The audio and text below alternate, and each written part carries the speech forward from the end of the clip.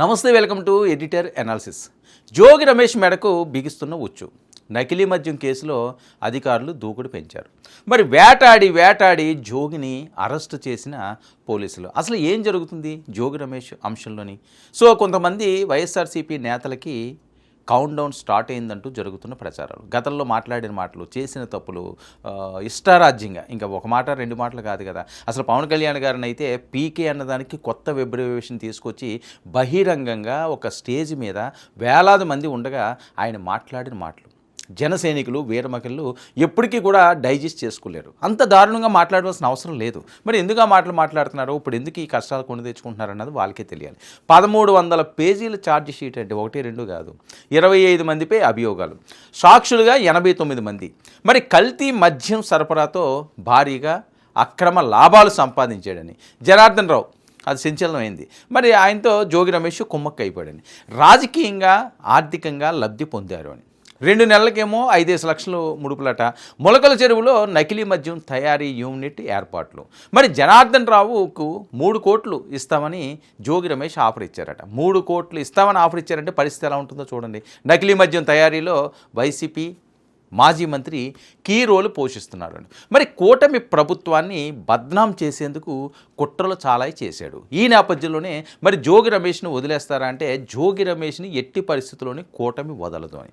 ఎందుకు ప్రత్యేకంగా ఈ లిక్కర్ కేసు అవనియండి, లేకపోతే అక్రమ మద్యం అవనియండి, ఈ అంశాలనే కాదు, వేరే అంశాలు కూడా చాలావి రిటర్న్ గిఫ్ట్ ఇవ్వాల్సింది తెలుగుదేశం పార్టీ, జనసేన ఉందని విపరీతంగా సోషల్ మీడియాలో షేక్ చేస్తున్న వార్తలు. ఏంటి ఆ రిటర్న్ గిఫ్ట్? జోగి రమేష్కి ఇవ్వడానికి ఏముంటుంది? జగన్మోహన్ రెడ్డి గారు కదా సీఎం స్థాయి వ్యక్తి, జోగి రమేష్ ఏమున్నది మంత్రి అంటే. వైఎస్ఆర్సీపీ హయాంలో జోగి రమేష్ తెలుగుదేశం పార్టీ కార్యాలయం మీద దండయాత్ర చేయడం, అలా ఆయన చూడండి, ఇదిగో పోలీసులతోటి ఆయన వాగ్విద్వం ఏ రకంగా మాట్లాడుతున్నాడు పోలీసులతోటి, అవి వినండి. ఆ వాయిస్ వింటే మీకే అర్థమవుతుంది. కాళ్ళు పెట్టి నెడతావా? మీరు ఎక్కండి ప్లీజ్. కాళ్ళు పెట్టి తోడతావా? మీరు ఎక్కండి ప్లీజ్. ఎక్కుతాను. భయపెట్టాల్సిన పనిలా. భయపెడుతున్నావు. నేను భయపెట్టట్లా. నేను ఒక పౌరుడిగా మాట్లాడుతా ఉన్నా, శాంతియుతంగా మాట్లాడుతా ఉన్నా. డీజీపీ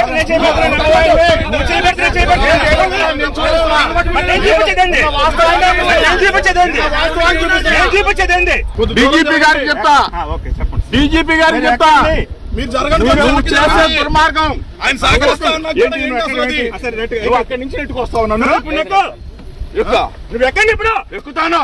నువ్వు చెప్పాలి కదా, నువ్వు చెప్పగానే నువ్వు చెప్పగానే నాకు నోటీస్ ఇవ్వు, ఇస్తాను. ఎక్కండి, నువ్వు నోటీస్ ఇవ్వు. ఎక్కండి సార్ ప్లీజ్, ఎక్కండి. నువ్వు సిఐ గారు సార్ ప్లీజ్ నువ్వు చేయబట్టుకోవద్దు. మీకు ఇంతవరకు రెస్పెక్ట్ ఇచ్చాను, చేయి పట్టుకోవద్దు దయచేసి. రెస్పెక్ట్ ఇచ్చావు, ఎక్కండి. రెస్పెక్ట్ ఇచ్చాను, ఎక్కండి. మరి ఇది పోలీసులతో ఆయన మాట్లాడిన అంశం. ఇష్టం వచ్చినట్లుగా, అరే ఒక అధికారి ఉన్నారు, ఆయన బైక్ మీద వెళ్తున్నప్పుడు ట్రేస్ చేసి పట్టుకోవడం. ఎందుకు ఈ కర్మ, ఎందుకు ఈ బాధలు, ఎందుకు ఈ ఇబ్బందులు? సరే గెలిచారు, పాలన మంచిగా చేయండి. సరే పాలన మంచిగా చేసారో చేయలేదు అన్నది కూడా పక్కన పెడితే తప్పుడు మాటలు ఎందుకు, నోటి దూల మాటలు ఎందుకు, ఇష్టం వచ్చినట్లు తిట్టడం ఏంటి, దండయాత్రలకు వెళ్ళడం ఏంటి? ఇప్పుడు ఏం సాధించారు? 5 ఏళ్ళు బాగానే గడిచింది, ఓకే, మంత్రిగా కూడా మీ కోరిక నెరవేర్చుకున్నారు, మంచిదే. కానీ ఇప్పుడు కట్ చేస్తే ఏమైంది? ఆ రోజు సుఖాలన్నీ కూడా ఈరోజు పాపాలుగా మిమ్మల్ని పరుగులు పెట్టిస్తున్నాయి అన్నది.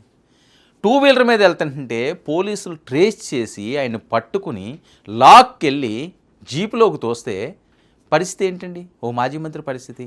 ఎందుకు ఆ 2 వీలర్ మీద వెళ్ళాల్సి వస్తున్నది? ఎక్కడికి వెళ్ళాలనుకుంటున్నారు? ఎక్కడికి వెళ్ళినా వీళ్ళు ఊరుకుంటారా? ఊరుకోరు. సో చంద్రబాబు నాయుడు గారిని, లోకేష్ గారిని, పవన్ కళ్యాణ్ గారిని పిచ్చనా మాటలు, మామూలు మాటలు కాదు అవి. ఇష్టం వచ్చినట్లుగా ఆడది, ఈడిది, ఇది అది, ఇది 1-2 కాదు, ఇష్టారాజ్యంగా తన నోటికి ఎంత వస్తే అంత. సో అవన్నీ కూడా మర్చిపోయే మాటలు కాదు కదా. ఇప్పటికీ అవలా పొడుస్తుంటాయి వీళ్ళని, సూదిపోట్లు పొడుస్తున్నట్లుగా.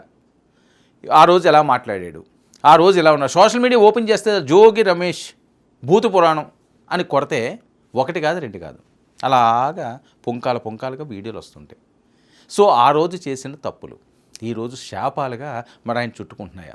జోగి రమేష్ గారు కావనియండి, లేకపోతే ఇంకో వంశీ గారు కావనియండి, లేకపోతే కొడాల నాని గారు కావనియండి, లేకపోతే తెలుగుదేశం పార్టీ శ్రేణులు ఎవరైనా అలా మాట్లాడితే, జనసేన శ్రేణులు ఎవరైనా మాట్లాడితే, ఎవరికైనా సరే వాళ్ళు ఇల్లు అని కాదు, వాళ్ళు మాట్లాడే కాబట్టి చెప్పుకుంటున్నాం.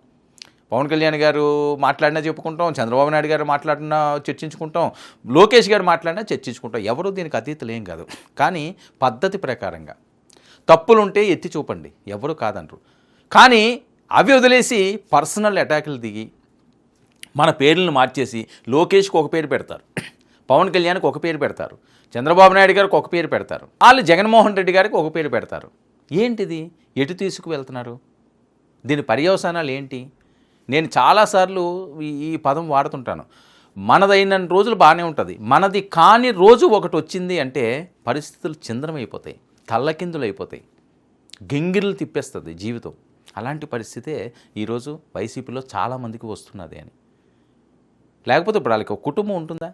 వాళ్ళకి పిల్లలు ఉంటారు, భార్య, తల్లిదండ్రులు, లేకపోతే అత్తమామలు, లేకపోతే బావమరుదులు, ఇంకొకరు, చెల్లెళ్ళు, బావలు, ఒక పెద్ద కుటుంబం ఉంటుందండి, ఒక వ్యవస్థ ఉంటుంది, కుటుంబ వ్యవస్థ మంది.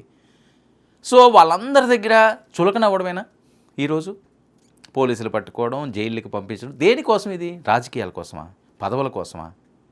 లేకపోతే సంపాదన కోసమా? మనకు ఉన్నది చాలదా? నిజంగా రాజకీయ నాయకులు ఎవరు ఇప్పుడు పేదవాళ్ళు ఉన్నారు? ఇలా వేలు మీద లెక్క పట్టచ్చు, డబ్బులు లేని వాళ్ళు ఉన్నారంటే. అపర కోటీశ్వరులే చాలామంది ఉంటారు, మెజారిటీ ఉంటారు అపర కోటీశ్వరులు. ఇంకేం కావాలి వాళ్ళకి?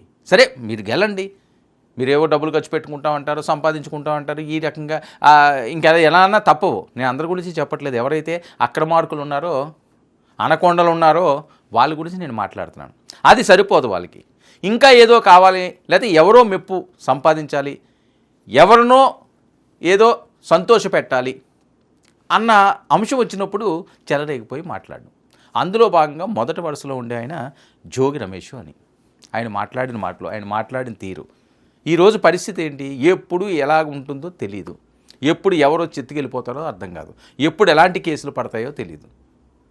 అసలే రోడ్డు మీదకి వెళ్ళడానికే భయంగా ఉంటున్నది, అంతలా ఎండలు మండిపోతున్నాయి. ఇలాంటి టైంలో నిజంగా అరెస్టులు అయ్యి జైల్లో కానీ ఉంటే అది పగవాడికి కూడా ఆ లైఫ్ రాకూడదని చెప్పి పాపం అందులో ఉన్న వాళ్ళు కోరుకుంటుంటారు.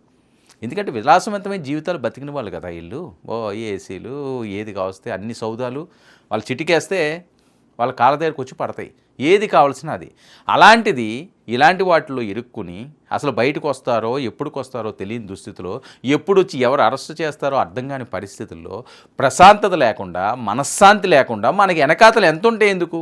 ఇది కోల్పోయినప్పుడు మనకున్నది మనకు చాలు, ఆ నిమిషానికి ఉన్నది సాఫీగా జరిగిపోతే అదే 10,000 అనుకునే వాళ్ళు ఉంటారు, అదే కొండంత బలం అనుకునే వాళ్ళు ఉంటారు. అలా కాకుండా ఏదో ఆశించి ఇష్టం వచ్చినట్లుగా ఏ రాజకీయ నాయకుడు తప్పటడుగులు వేసినా, తప్పుడు మాటలు మాట్లాడినా ఏదో ఒక రోజు అది రిటర్న్ గిఫ్ట్ అవుతుంది. అదే ఈరోజు జోగి రమేష్కి ఆయన చేసిన తప్పులకి శిక్షలు పడుతున్నాయని. మరి ఇది ఎటువైపు వెళ్తుంది? మరి రాజకీయ నాయకులు ఇప్పటికైనా మారతారా? విధానపరంగా మాట్లాడతారా? లేకపోతే ఈ రకంగానే మనకు నోరు ఉంది కదా, మనకి మంచి ఇన్స్టిట్యూట్లో చదువుకొచ్చాం కదా, ఆ మాటలు మనకు అన్నీ వచ్చినాయి కదా అని భూత పురాణాలు ఇప్పుకుంటూ రోడ్ల మీద బరి తెగిస్తారా? చూద్దాం. ఇది ఈనాటి ఎడిటర్ అనాలిసిస్. చేసేటు 9 న్యూస్.